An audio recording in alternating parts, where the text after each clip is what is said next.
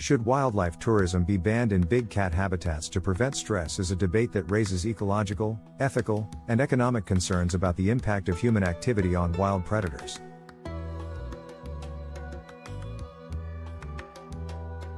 Wildlife tourism brings millions of visitors to national parks and reserves, allowing people to see lions, tigers, leopards, and cheetahs in their natural environments.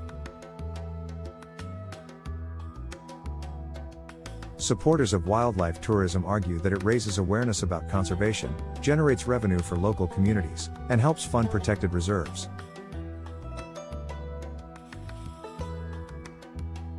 However, critics believe that constant human presence in big cat habitats causes stress, disrupts natural behaviors, and interferes with hunting and mating cycles. Big cats rely on stealth and undisturbed environments for survival, but large crowds, safari vehicles, and camera flashes can negatively impact their behavior. Studies have shown that wildlife tourism can lead to increased aggression, changes in movement patterns, and avoidance of key hunting areas. In many parks, lions and leopards have been observed altering their routines, becoming more nocturnal to avoid daytime tourist activity. Tigers in reserves like Ranthambore National Park in India have shown higher stress levels when exposed to frequent vehicle traffic and human noise. Excessive tourism can cause big cats to abandon their dens, relocate cubs to unsafe areas, or struggle to catch prey due to constant disturbance. Some conservationists argue that while tourism provides funding, it should not come at the cost of wildlife well-being and ecosystem balance. In some cases, unsustainable tourism has led to overcrowded parks, with dozens of vehicles surrounding a single animal for extended periods. Lions, cheetahs, and leopards must conserve energy for hunting, but frequent human activity can force them to expend unnecessary effort avoiding disturbances.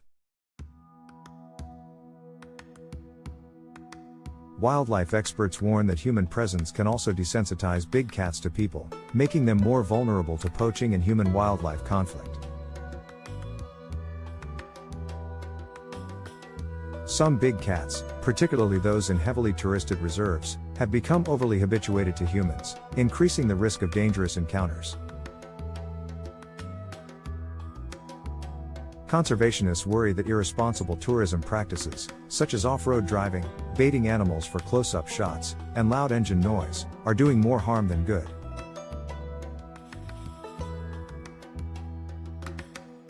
Banning wildlife tourism in big cat habitats could help restore natural predator-prey dynamics, allowing these apex predators to hunt and breed undisturbed.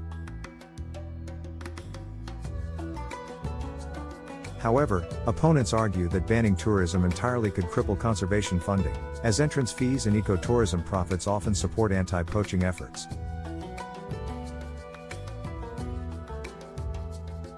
In some African and Asian reserves, wildlife tourism provides jobs for local communities, reducing reliance on poaching and habitat destruction for income.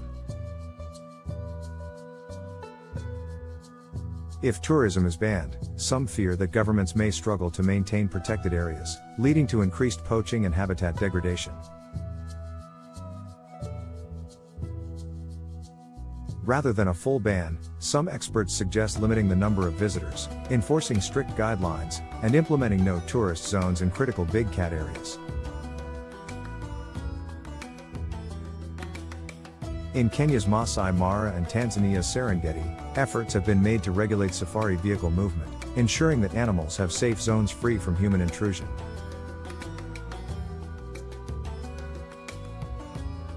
Zoning systems, where certain areas are off-limits during breeding seasons, have been proposed as a way to balance conservation and responsible tourism.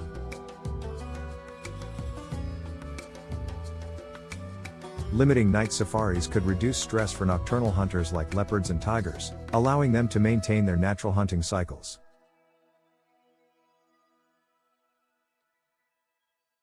Some conservationists argue that tourism revenue should be reinvested into habitat expansion, creating larger, less crowded spaces for big cats.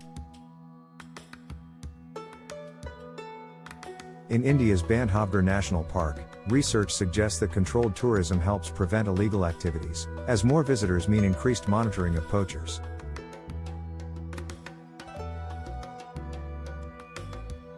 However, ethical concerns remain about whether wildlife should be exploited for human entertainment, even if it contributes to conservation.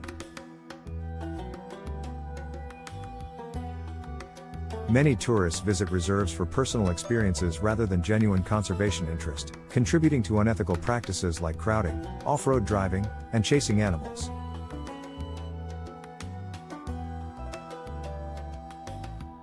Some private reserves in South Africa have been criticized for commercializing big cat sightings, prioritizing guest experiences over wildlife welfare.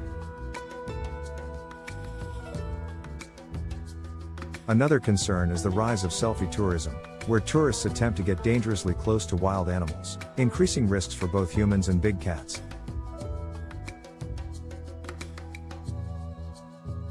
In some locations, captive bred lions are released into fenced reserves, creating artificial experiences that do not contribute to genuine conservation. Cheetah tourism in some African parks has resulted in abnormal behaviors, with some cheetahs becoming reliant on human presence to hunt effectively. Some wildlife activists believe that big cat tourism should shift toward remote camera monitoring, allowing people to observe animals without direct interference.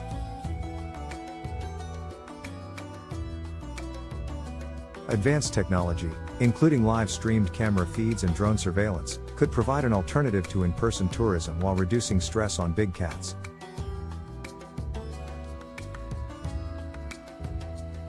Virtual reality and AI-driven experiences may offer immersive wildlife tourism without requiring human presence in fragile habitats. Rather than banning wildlife tourism outright, stricter policies could enforce quiet, low-impact tourism with limited access to critical big cat zones. Some parks are experimenting with low-emission electric safari vehicles, which produce less noise and reduce environmental impact compared to traditional gas-powered jeeps.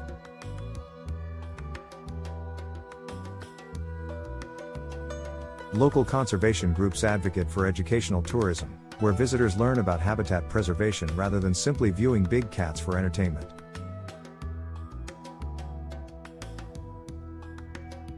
Countries like Botswana and Namibia have successfully implemented high-cost, low-impact tourism models, ensuring that fewer tourists enter reserves but generate more conservation funding.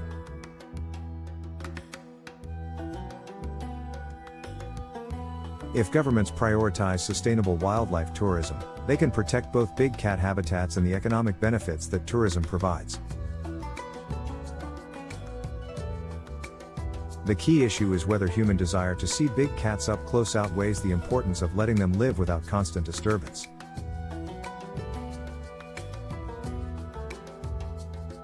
Banning tourism in big cat habitats could allow these animals to return to their natural behaviors, free from human-induced stress and disruptions. However, without responsible ecotourism, the loss of funding could lead to weakened conservation efforts, habitat destruction, and increased poaching risks. Ultimately, the debate is not just about tourism but about how to balance conservation, economic sustainability, and ethical treatment of wildlife.